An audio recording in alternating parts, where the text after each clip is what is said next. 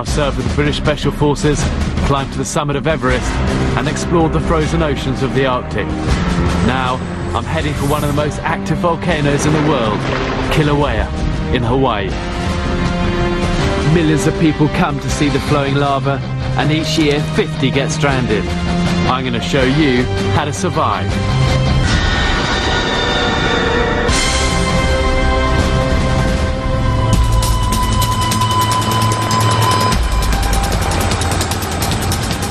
I'm in the middle of the Pacific Ocean, flying towards the island of Hawaii, where the Kilauea volcano has been erupting since 1983. Each year, 2 million tourists flock to these lava fields, drawn by the glow of the molten rock. But it's easy to get injured or lost in this barren and dangerous landscape.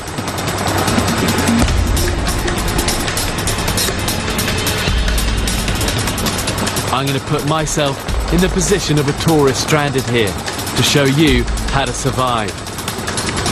All I've got is a water bottle, a knife and a flint. Any minute now, the pilot's going to drop it onto the volcano.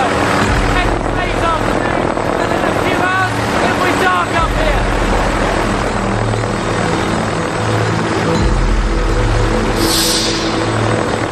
The camera crew will follow my journey.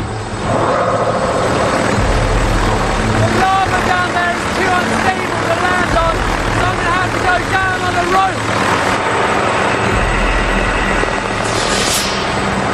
I'm about to drop into a dormant crater somewhere on the volcano's upper slopes.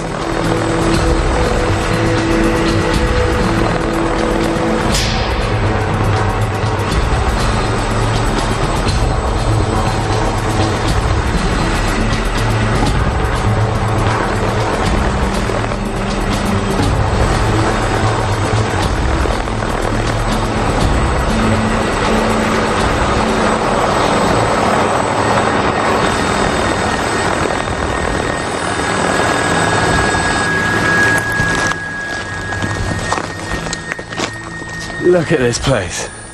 It's just so intimidating. This volcano is incredibly dangerous. Only a few feet beneath me is a lake of molten rock, whose temperature is over 2,000 degrees Fahrenheit, and seeping out of the ground are noxious volcanic gases. I've got to find a way out and back to civilization.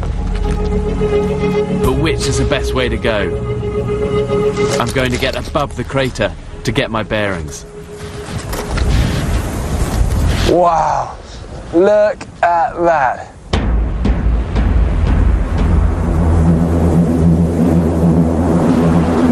It's like I've landed on the surface of, like an alien planet.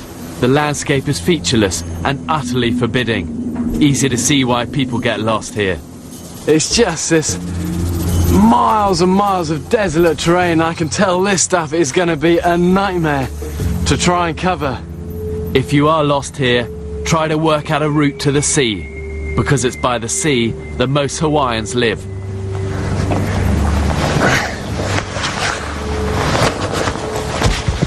What I do know is that this volcano is on the south side of the island, and the best way of finding civilization is to head to the coast. So that means my nearest bit of coast is going to be to the south.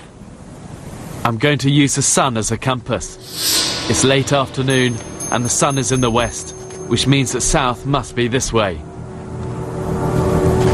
The island is roughly 80 miles wide and long, which means the ocean can't be more than 40 miles away.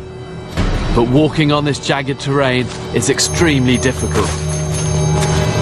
Most accidents happen on the volcano when people slip or fall, and losing your footing out here can easily result in a broken leg. A few years ago, a tourist died when a section of cooled lava on which he was standing gave way and he fell into the ocean. Even for experienced hikers, it can take an hour just to walk half a mile.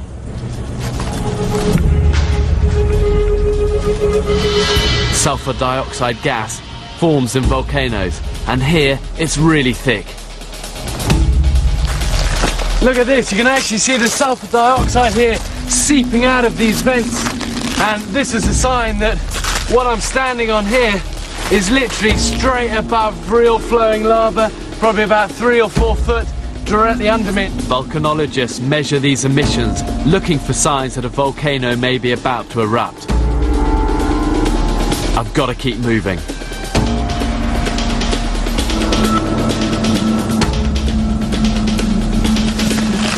This sulfur just has this real stench, and it's getting quite unpleasant. It's got this like bitter, sharp taste.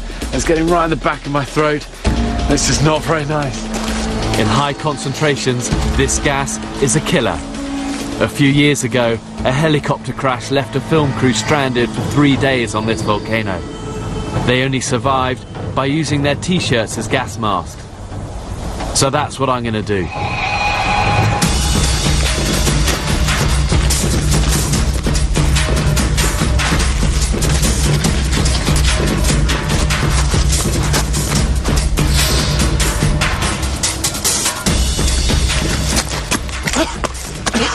I can hardly breathe in this stuff.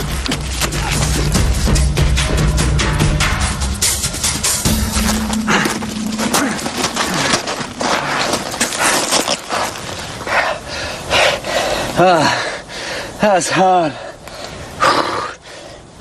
My lungs just feel like they're just on fire, and it's horrible, horrible stuff.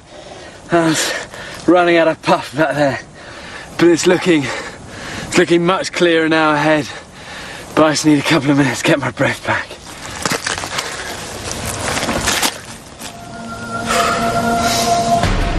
I'm through the sulfur, but the gas is a sign that molten lava is close to the surface. This whole area is getting really hot now, and I keep seeing these little windows dropping down into the lava tubes below. Holes in the surface like this are known as skylights. Beneath them are streams of lava flowing through tunnels called lava tubes. The temperature down there is about 2,000 degrees Fahrenheit. If the thin crust gave way, I'd be incinerated in seconds.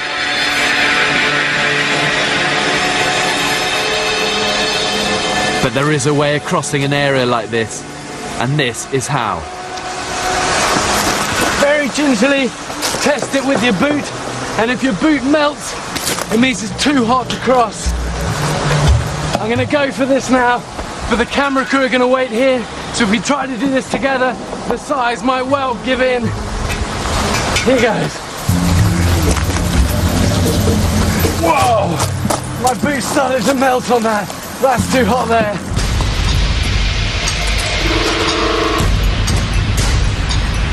What you've got to watch out for is if the rock in front of you starts to go mushy. And if that does happen and your foot starts to sink in, you've got to back away and try and find another way round.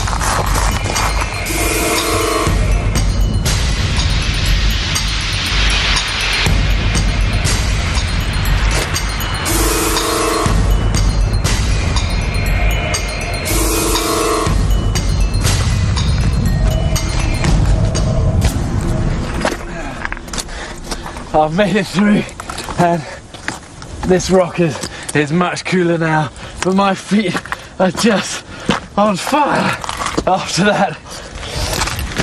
I'm through the hottest part of the lava field now, but I've got to find food and water.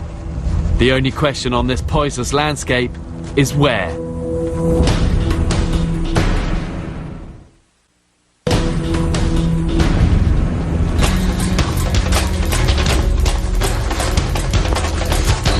The temperature on the volcano is overpowering. Dehydration is a big danger for stranded tourists on these unforgiving lava fields. The volcano is not a good place to be without something to drink.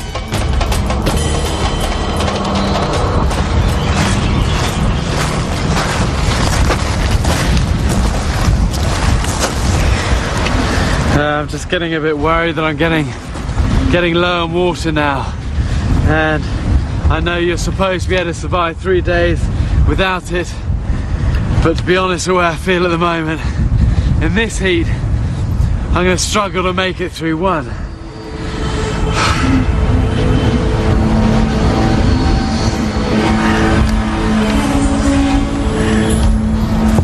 The volcano gets around 120 inches of rainfall a year, but the lava is so porous, almost all of it drains away. And the surface water that remains soon evaporates in the 90-degree heat.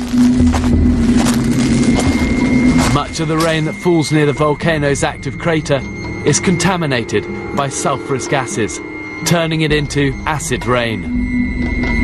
In this environment, very few plants can live.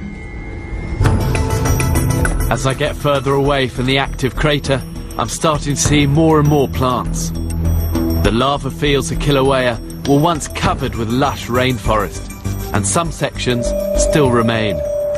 These are called kipukas. They range from tiny outcrops of vegetation to large islands of jungle.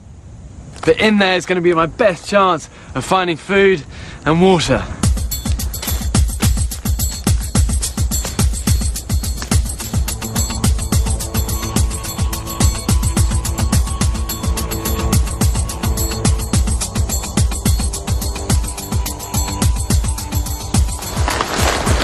One of the difficulties of this whole volcanic region is that there's no streams or rivers or lakes.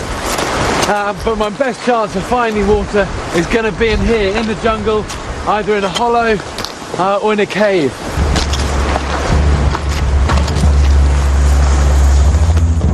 But it's going to be hard finding anything in this dense undergrowth.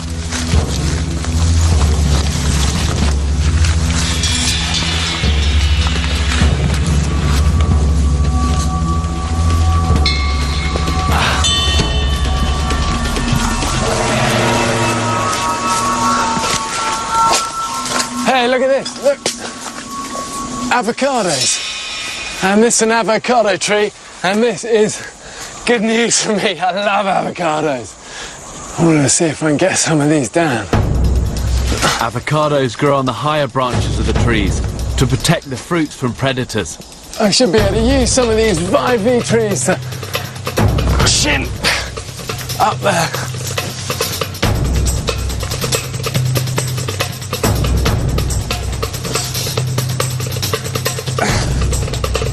Get up this last bit. And that is what I'm after. I'm just so hungry. I'm going to eat this up here. I'm not going to wait to get down. Try and get the position, get my knife out.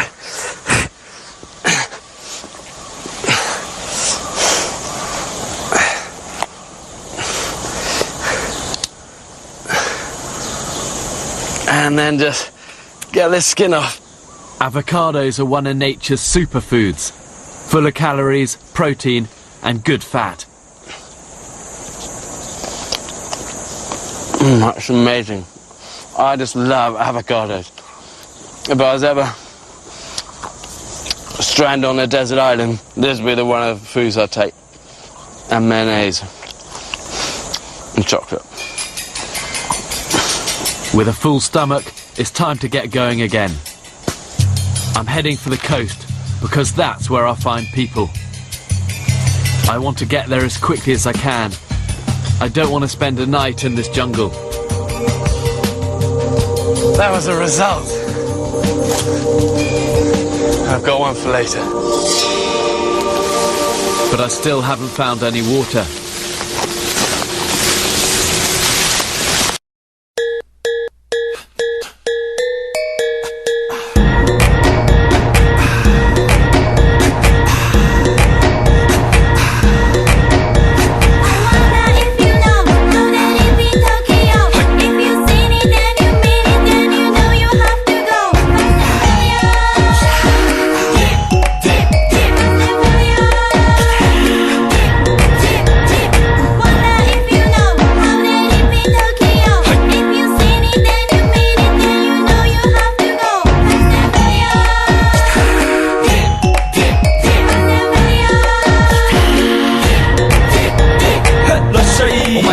玉喧騒まみれこの街の演奏玉たまま一度ついておいで世界中魅了するほどに豪華なジャパン一番ジャンプアランさうちらの出番テリヤキボーイズ in the place to be 見せてやろうオリジナル VIP Many many diamonds dangling Bag full of money we strangling Hate me, fry me, bake me, try me All the above cause you can't get in I don't want no problem Because me professional Make you shake your cats Thank you Haters take it personal Like a Canada type heads out now talk oh let's vote now